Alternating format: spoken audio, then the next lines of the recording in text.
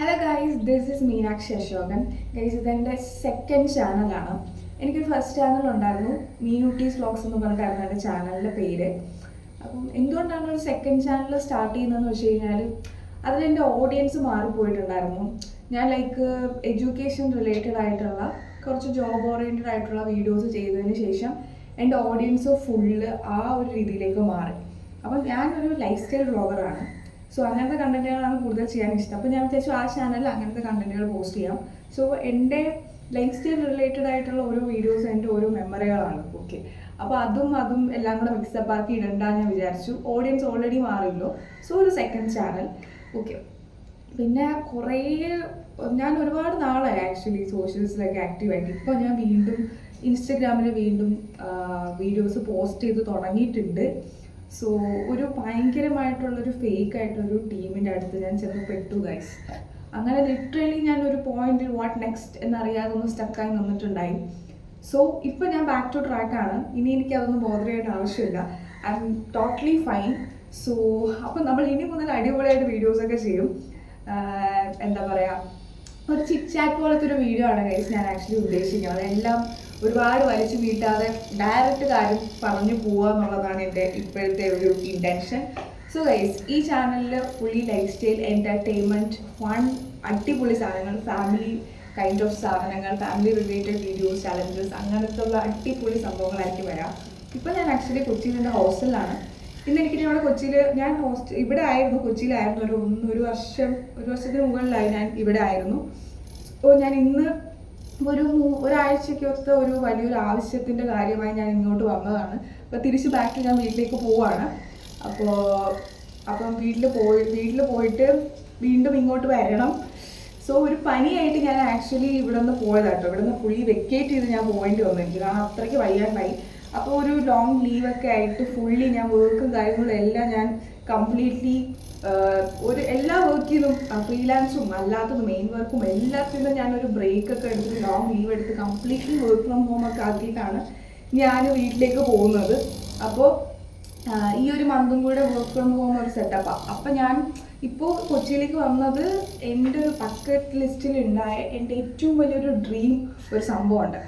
അത് സക്സസ് ആവാൻ പോവുകയാണോ എന്ന് ചോദിച്ചാൽ അങ്ങനെയല്ല, അതിൻ്റെ കുറച്ച് കാര്യങ്ങളായിട്ട് ഇങ്ങനെ നടക്കുകയാണ് ഞാൻ.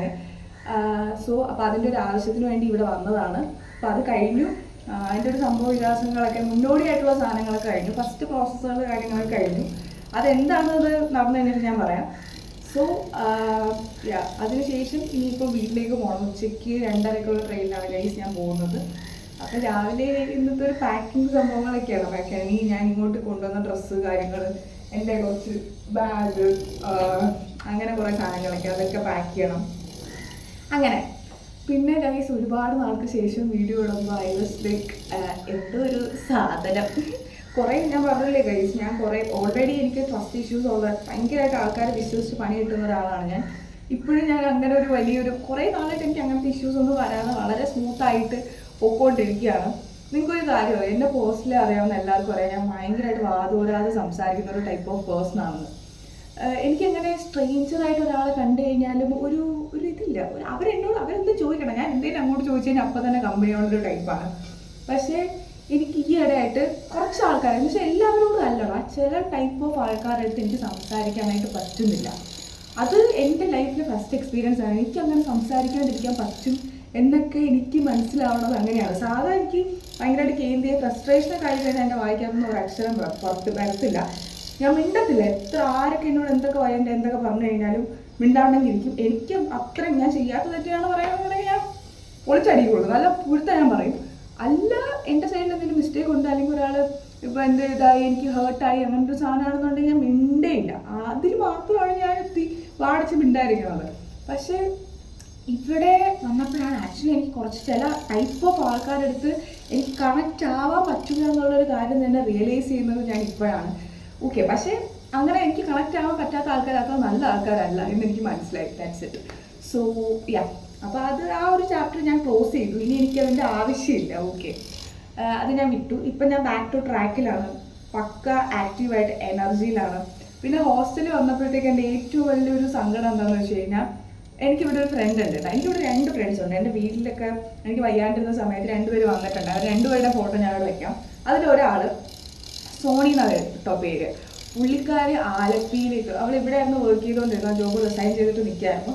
അപ്പം ആലപ്പിയിൽ ജോബ് റെഡിയായ പുള്ളിക്കാരി ഞാൻ വരുന്നതിൻ്റെ തലേ ദിവസം പോയി. അപ്പോൾ ഞങ്ങൾ ഓൾറെഡി ഞാൻ വന്നതിന് ശേഷം നമ്മളിവിടെ ഫുൾ പ്ലാനിങ് ആണ്, പൊളിക്കണം, ഒരു മൈൻഡ് സെറ്റിലേക്കാണ് ഞാൻ വരാനിരിക്കുന്നത്. നമ്മൾ അത്ര ഹാപ്പിയായിരുന്നു. പക്ഷേ സഡനായിട്ടാണ് നമുക്ക് ഇമ്മീഡിയറ്റ്ലി ജോയിൻ ചെയ്യാനായിരുന്നു. അപ്പോൾ സോണിനെ കാണാൻ പറ്റില്ല. ഇവിടെ ഹോസ്റ്റലിൽ വരുമ്പോൾ ഏറ്റവും സംഭവം മിസ്സിങ് ആയിട്ടുള്ള സംഭവം സോണിയാണ്. ഇന്ന് ഗായത്രി വരും. ഗായത്രി വരുമ്പോൾ ഞാൻ തിരിച്ച് വീട്ടിലേക്ക് പോവാണ് ഗൈസ്. സോ രണ്ടാമത്തെ ആൾ ഗായത്രിയാണ്. അവൾ വരുമ്പോൾ ഞാൻ അവളെ കാണിച്ചു തരാം. ഞാൻ വരുന്ന സമയത്ത് നോക്കി നായ വീട്ടിൽ പോയി. എന്നിട്ട് ഞാൻ പോകുന്ന സമയത്ത് നോക്കി അവൾ വരാണ് പന്നി. ഇനിയിപ്പോൾ എനിക്ക് എന്തായാലും നിൽക്കാൻ പറ്റില്ല. അപ്പോൾ ഞാൻ വീട്ടിലേക്ക് പോവാണ്. പിന്നെ ഗൈസ്, ഞാനൊരു PSC എക്സാം എഴുതിയിട്ടുണ്ടായിരുന്നു. അപ്പോൾ നമ്മുടെ KASൻ്റെ എക്സാമാണ് ഞാൻ എഴുതിയിട്ടുണ്ടായിരുന്നത്. ആക്ച്വലി ഇത് പ്രിപ്പയർ ആയിട്ടൊന്നും പോയി എഴുതിയതല്ല. ഈ വർക്ക് ലൈഫിൽ നമ്മൾ ഈ പ്രൈവറ്റായിട്ടൊക്കെ വർക്ക് ചെയ്യുമ്പോൾ ചില പോയിന്റിൽ നമ്മൾ വിചാരിക്കും ഈ എന്താ പറയുക, സ്ലേവായിട്ടൊക്കെ പണിയെടുക്കുമ്പം ഉണ്ടാകുന്നൊരു ഫ്രസ്ട്രേഷൻ ഉണ്ട്. മറ്റുള്ളവരെ വായിരിക്കുന്ന കേൾക്കുമ്പോൾ ഉണ്ടാകുന്നൊരു ഫ്രസ്ട്രേഷൻ ഉണ്ട്. ആ ഒരു ഫ്രസ്ട്രേഷൻ വന്നൊരു സമയത്ത് ഞാൻ വിചാരിച്ചു പുള്ളി കൊക്കെ കളഞ്ഞിട്ട് ഞാൻ എന്താണ് ഇതുപോലുള്ള പല PSC എക്സാമൊക്കെ എഴുതിയിട്ട് ഞാൻ അങ്ങനെ എവിടെയെങ്കിലും കയറാൻ പോകണം. എനിക്കിത് പറ്റൂല എന്നൊരു സിറ്റുവേഷനൊക്കെ ഒരു സമയത്ത് വന്നായിരുന്നു. അപ്പോൾ ആ ഒരു സമയത്ത് ആ ഒരു സമയത്ത് എൻ്റെ ഒരു ഫ്രണ്ട് ഉണ്ട് സുസ്. അവരാണെങ്കിൽ ഇങ്ങനെ PSCക്കൊക്കെ കുത്തിയിരുന്ന് പഠിച്ച് എക്സാം അറ്റൻഡ് ചെയ്യുന്ന ഒരു പേഴ്സണാണ്. അപ്പം ഞാൻ വിചാരിച്ചു, അവരോട് ഞാൻ പറഞ്ഞു, ആ ഒരു ഫ്രസ്ട്രേഷനിൽ ഞാൻ പറഞ്ഞു, സുസ ഞാൻ ഈ പരിപാടി നിർത്താണ്, എനിക്ക് ഇമ്മാതിരി സ്ലേവ് പരിപാടി ഒന്നും പറ്റില്ല, നിങ്ങൾ അടുത്ത എക്സാം വരുമ്പോൾ അങ്ങ് അപ്ലൈ ചെയ്യാൻ പറഞ്ഞു. ഞാൻ അപ്പോഴത്തെ ഒരു ഓപ്ഷത്തിൻ്റെ പുറത്ത് പറഞ്ഞതാണ്. അവർ നെക്സ്റ്റ് എക്സാം വന്നപ്പോൾ എന്നോട് പറഞ്ഞിട്ട് അപ്ലൈ ചെയ്തു. അപ്പോൾ അത് ഈ KASൻ്റെ എക്സാമാണ്. അപ്പം അത് രാവിലെ തൊട്ട് വൈകുന്നേരം വരെയുള്ള എക്സാമാണ് കേസ്. എനിക്കിതൊന്നും അറിയത്തില്ല. ഞാൻ ഈ അഡ്മിഷൻ ടിക്കറ്റ് ഡൗൺലോഡ് ചെയ്ത് പ്രിൻ്റ് എടുത്ത് വെച്ചിട്ടുണ്ട്. അപ്പം ഞാൻ വിചാരിക്കണത് ഒന്നെങ്കിൽ രാവിലെ പോയി എഴുതാം, അല്ലെങ്കിൽ ഉച്ചയ്ക്ക് ശേഷം പോയി എഴുതാമെന്നാണ്. അപ്പോൾ ഇവരാണ് പറഞ്ഞു തന്നത് അല്ല, അത് രാവിലെ തൊട്ട് വൈകുന്നേരം വരെ ഉണ്ടത്. എക്സാം എഴുതാൻ പോയി കേസ്. എക്സാം എഴുതാൻ പോയി. ഞാൻ ഒരു തവണ മാത്രമേ PSC കിട്ടുള്ളൂ. അത് +2 കഴിഞ്ഞൊരു സമയത്ത്, 18 വയസ്സ് കഴിഞ്ഞ ആ ഒരു സമയത്ത് വീട്ടുകാരുടെ ഒരു ഇതിൽ ഞാൻ PSC എഴുതാൻ പോയി. അതും വെറുതെ എങ്ങനെയാണെന്ന് അറിയാൻ വേണ്ടി വെറുതെ എഴുതാൻ വേണ്ടി പോയതാണ്. അന്ന് എഴുതി കുറേ വർഷങ്ങൾ, ഞാനിപ്പോൾ +2 കഴിഞ്ഞിട്ട് 5, 6, 7, 8, 9 വർഷം എന്തോ കൊണ്ടായി ഗൈസ്. Oh my god. പ്രായം കൂടുമ്പോഴത്തേക്ക് വേറൊരു കൈൻഡ് ഓഫ് ഒരു സാധനം. My god. അത് വേറെ സാധനം, അത് ഞാൻ പറഞ്ഞുതരാം. അപ്പോൾ എന്തൊക്കെ പറഞ്ഞാൽ അങ്ങനെ PSC എഴുതാൻ വേണ്ടി പോയി. ഫസ്റ്റ് മറ്റേ ഇതുണ്ടല്ലോ രജിസ്റ്റർ നമ്പർ ഉണ്ടല്ലോ, അത് എഴുതി തന്നെ ഞാൻ തെറ്റിച്ചു. ഇങ്ങനെയാണ് കിടക്കണം. അപ്പം ഞാൻ എല്ലാം 1, 2, 3, 10 വരെ എന്തോ കൊണ്ടാണ്. അപ്പോൾ നമ്മൾ മുകളിൽ ഇങ്ങനെ രജിസ്റ്റർ നമ്പർ എഴുതിയിട്ട് ഓരോ നമ്പേഴ്സ് ഇങ്ങനെ ഇതിൽ മൊത്തത്തിൽ കറപ്പിക്കണം. എനിക്കറിയാൻ പാടില്ലായിരുന്നു, ഞാൻ പണ്ടങ്ങാണ്ട് എഴുതിയതല്ലേ. അവർ വന്ന ടീച്ചർ എല്ലാവരും, ഞാൻ ഒഴിച്ച് ബാക്കി എല്ലാവരും സ്ഥിരം വന്ന് എഴുതാൻ തോന്നുന്നു. അതുകൊണ്ട് അവർ പ്രത്യേകിച്ച് എക്സ്പ്ലനേഷൻ ഒന്നും തന്നില്ല. അപ്പം എനിക്ക് തോന്നിയ പോലെ ഞാൻ കറപ്പിച്ചു. അപ്പോൾ വേറൊരാൾ വന്ന് പുള്ളി എക്സ്പ്ലെയിൻ ചെയ്തപ്പോഴാണ് എനിക്ക് മനസ്സിലായത് ഓക്കെ അത് അങ്ങനെ അല്ലായിരുന്നു എന്ന്. അങ്ങനെ പുള്ളിക്കാരിയോട് പറഞ്ഞു. പുള്ളിക്കാരി എനിക്ക് ബ്ലേഡൊക്കെ തന്നു, അത് കറുപ്പിച്ച് കുറച്ച് വെളുപ്പിച്ച് വെക്കുക, അത് പ്രശ്നമില്ല പറഞ്ഞു. ആദ്യം തന്നെ 3G. പിന്നെ ക്വസ്റ്റ്യൻ പേപ്പർ കണ്ടപ്പോൾ അതിൻ്റെ അപ്പുറം എൻ്റെ പൊന്ന് ഗൈസ്, എന്തുകൊണ്ടാണത് ഒരു സെൻറ്റൻസ് തരും കേട്ടോ. എന്നിട്ട് അതിൻ്റെ 4 ഓപ്ഷൻ. ഒന്നാമത്തെ പ്രസ്താവന ശരിയാണെങ്കിൽ രണ്ടാമത്തെ പ്രസ്താവനയിൽ എന്തെങ്കിലും മിസ്റ്റേക്ക് ഉള്ളത്, അതായത് തെറ്റുള്ളതായിട്ട് നിങ്ങൾക്ക് തോന്നുന്നുണ്ടോ, എങ്കിൽ രണ്ടാമത്തെ പ്രസ്താവനയും ഒന്നാമത്തെ പ്രസ്താവനയും തമ്മിൽ എന്തെങ്കിലും ബന്ധമുള്ളതായിട്ട് തോന്നുന്നുണ്ടോ. 4 ഒന്നാമത്തെ പ്രസ്താവന ശരിയാണ്, രണ്ടാമത്തെ പ്രസ്താവനയും ഒന്നാമത്തെ പ്രസ്താവനയും ശരിയാണ്, അങ്ങനെയാണെങ്കിൽ ഒന്നാമത്തെ പ്രസ്താവന ശരിയല്ലേ. ഇങ്ങനത്തെ പോലത്തെ ഒരുപാട് മറ്റടുത്ത ക്വസ്റ്റ്യൻസ് ആണ് PSCക്ക് വന്നത് കേട്ടോ. ഞാൻ ആ ക്വസ്റ്റ്യൻ വായിച്ചപ്പോൾ തന്നെ ഞാൻ വിചാരിച്ചു ഞാൻ എന്തിനു വന്നു. അതുപോലത്തെ കുറേ മാച്ച് ദ ഫോളോയിങ് അങ്ങനെ. പിന്നെ മാത്സ് ഒക്കെ എനിക്കത് മാത്സിന് തീരെ ബുദ്ധിയില്ലാത്ത ഒരാളാണ്. എനിക്ക് ആകെ അതിന് കുറച്ചെങ്കിലും എളുപ്പമായിട്ട് തോന്നുന്നത് മാത്സ് മാത്രമേ ഉള്ളൂ കേട്ടോ. നമ്മളൊന്ന് ആലോചിച്ച് കുറേ A+B പണ്ടത്തെ കുറേ ഇക്വേഷനൊക്കെ ഇട്ടൊക്കെ ചെയ്ത് നോക്കിക്കഴിഞ്ഞാൽ എങ്ങനെയൊക്കെ ആൻസറൊക്കെ കിട്ടുന്നുണ്ട്. ഓപ്ഷനിലുള്ള എന്തൊക്കെയൊക്കെ എനിക്ക് വരുന്നുണ്ട്. അങ്ങനെയൊക്കെ എനിക്ക് ആദ്യത്തെ എക്സാമിന് എനിക്ക് ആകെ 30 എണ്ണം മാത്രമേ 100 ക്വസ്റ്റ്യൻസ് ഉണ്ട്. വേറെ 30 എണ്ണം മാത്രമാണ് ഞാൻ അറ്റൻഡ് ചെയ്തത്. അതും എന്തൊക്കെയോ ഓപ്ഷൻസിൽ എന്തെങ്കിലും ഫെമിലിയർ ആയിട്ടുള്ളത് മാത്രം നമുക്ക് അറിയിച്ചത്, വെറുതെ പോയി എഴുതുന്നതാണല്ലോ. പക്ഷെ ഉച്ചയ്ക്ക് ശേഷം എക്കണോമിക്സ്, ഇംഗ്ലീഷ്, മലയാളം അങ്ങനത്തെ ടൈപ്പ് ഓഫ് വേറെ എന്തൊക്കെ പേപ്പറുണ്ട്, ഇതൊക്കെ മാത്രമാണ് അതിലുണ്ടെന്ന് തന്നെ എനിക്ക് മനസ്സിലായത്. അപ്പം അത് അറ്റൻഡ് ചെയ്തത്. അതിൽ ഇംഗ്ലീഷും മലയാളവും നല്ലതായിരുന്നു കേട്ടോ. നമുക്ക് വായിക്കുമ്പോൾ ഗ്രാമറാണ്, നമ്മൾ വായിക്കുമ്പോൾ തന്നെ നമുക്കത് മനസ്സിലാവുന്ന ഒരു ടൈപ്പ് ഓഫ് ഒരു സാധനം. ഇംഗ്ലീഷ് മലയാളം മാത്രം കൊള്ളാം, ബാക്കി ഒന്നും കുഴപ്പമില്ലായിരുന്നു. വെറും 3G എക്സാം ആയിരുന്നു. അപ്പം ഞാൻ അവിടെ ചെന്നപ്പോൾ മനസ്സിലായ കാര്യം, ഞാൻ ഒഴിച്ച് അവിടെ ഇരിക്കുന്ന എല്ലാവരും പ്രിപ്പയർ ചെയ്തിട്ട് വരുന്ന ആൾക്കാരാണ്. കുറേ നാളായിട്ട് വന്ന് എക്സാം എഴുതിക്കൊണ്ടിരിക്കുന്ന ഒരാളാണ്. എനിക്ക് മനസ്സിലായ ഒരു കാര്യം എന്താണെന്ന് വെച്ചാൽ 99% ആൾക്കാരും ഇങ്ങനെ PSC എല്ലാ എക്സാമും എഴുതി ഇവർക്കൊക്കെ ഒരു ശൈലി ഏതാണ് ചിലരൊക്കെ മാത്സ് ഒക്കെ ആദ്യം ചെയ്ത് ടൈം കണ്ടുപിടിച്ച് അങ്ങനെയൊക്കെ ഒരുപാട് പല ടാക്ടിക്സിലൊക്കെ ചെയ്യുന്ന ആൾക്കാരെ ഞാൻ കണ്ടുകൂട്ടാ. ഞാൻ മാത്രമാണ് ഒരു അന്തം കുന്തം അല്ലാതെ അവിടെ ഇരുന്നത് ഗൈസ്. അത് അങ്ങനെ ഒരു ടൈപ്പ് ഓഫ് സാധനം. എനിക്കിപ്പം I'm 24 ഇയേഴ്സ് ഓൾഡ് ഗേളാണ് ഗൈസ് ഞാനിപ്പോൾ. അപ്പം ഞാനിപ്പോൾ വീട്ടിലുണ്ടെങ്കിൽ അവിടുത്തെ ഏറ്റവും വലിയൊരു പ്രശ്നം കുറേ ടീംസ് കുറേ ആൾക്കാർ വരും കേട്ടോ. ആ ചെക്കനെ പെണ്ണിനെ മാത്രം മതി, നമുക്ക് വേറെ ഒന്നും വേണ്ട എന്ന് പറഞ്ഞുകൊണ്ട് കുറേ കല്യാണാലോചന എന്ന് പറഞ്ഞ ഒരു കിണ്ടൽ സാധനം വരുന്നുണ്ട്. അത് വീട്ടിൽ പോകുമ്പോൾ ഏറ്റവും വലിയൊരു ഇറിറ്റേഷൻ എനിക്ക് അതാണ്. അങ്ങനെ പിന്നെ എൻ്റെ വീട്ടുകാർക്ക് ഇപ്പോഴും എന്നെ കെട്ടിച്ചു വിടണമെന്നും എനിക്കും അങ്ങനെ കല്യാണ പ്രായമായി എന്നൊരു ഇതൊന്നും എനിക്കില്ല. ഞാൻ ഇപ്പോഴും കുഞ്ഞാണ്. എൻ്റെ വീട്ടിൽ ഞാനാണ് ഏറ്റവും മൂത്തെങ്കിലും ഞാനാണ് ഏറ്റവും കുഞ്ഞ്. ശരീരം കൊണ്ട് ഞാനാണ് വീട്ടിൽ ഏറ്റവും ചെറുത്.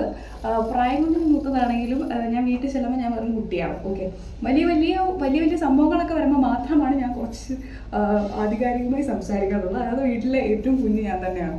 സോ അങ്ങനെ അപ്പം ഈ കല്യാണം എന്നൊക്കെ പറയുന്ന കോൺസെപ്റ്റിനെ കുറിച്ച് ആലോചിക്കുമ്പോഴേ I was like oh my God, ആ ഒരു ഫീലിംഗ് ആണ് എനിക്ക് ആക്ച്വലി വരുന്നത്. പ്രായം ഏജ് കൂടുന്നതനുസരിച്ച് എൻ്റെ വീട്ടുകാർക്കില്ലാത്ത പ്രശ്നമാണല്ലോ, നാട്ടുകാർക്കും റിലേറ്റീവ്സിനും. ഓ മൈ ഗോഡ്, എൻ്റെ കല്യാണം ആകുമ്പം എല്ലാവരും അറിയിക്കാം കേട്ടോ. അപ്പം വരണം. ഓക്കെ, ഇപ്പോഴേ നിങ്ങൾ ആരും ബുദ്ധിമുട്ടണമെന്നില്ല. എൻ്റെ അച്ഛനും ചില ആൾക്കാർക്കൊക്കെ ദേഷ്യപ്പെട്ട് വിടാറ് നമ്മളിപ്പോഴും നോക്കണില്ല എന്നൊക്കെ പറഞ്ഞിട്ട്. എന്നാലും വീണ്ടും വരുന്ന ആൾക്കാരുണ്ട്. ഓക്കെ, സോ കല്യാണം ആകുമ്പോൾ ഞാൻ എല്ലാവരെയും വിളിക്കാം. സോ ഗൈസ്, നമ്മളിവിടെ മുതൽ വീണ്ടും ബാക്ക് ടു ട്രാക്കിൽ വരാൻ വേണ്ടി പോവാണ്. സോ എല്ലാവരും ഈ ചാനൽ ഇഷ്ടപ്പെട്ട് കഴിഞ്ഞാൽ എല്ലാവരും ഈ ചാനൽ സബ്സ്ക്രൈബ് ചെയ്യുക. നെക്സ്റ്റ് എന്ത് കൈൻഡ് ഓഫ് വീഡിയോസ് വേണം എന്നുള്ളത് കമൻറ്റ് ചെയ്യുക. അപ്പം ഞാൻ അത്രേ ഉള്ളൂ ഗൈസ്. ഗായത്രി വരുമ്പോൾ ഞാൻ അവളുടെ ഒരു ക്ലിപ്പും കൂടി ഇതിലെവിടെയെങ്കിലും ആഡ് ആക്കിയേക്കാം. അപ്പം അത്രേ ഉള്ളൂ guys. Bye. Subscribe and comment like കേട്ടോ. അപ്പം മീനാക്ഷി അശോകൻ എന്ന് പറഞ്ഞ എൻ്റെ ചാനലിലേക്ക് ഏവർക്കും സ്വാഗതം. Bye guys.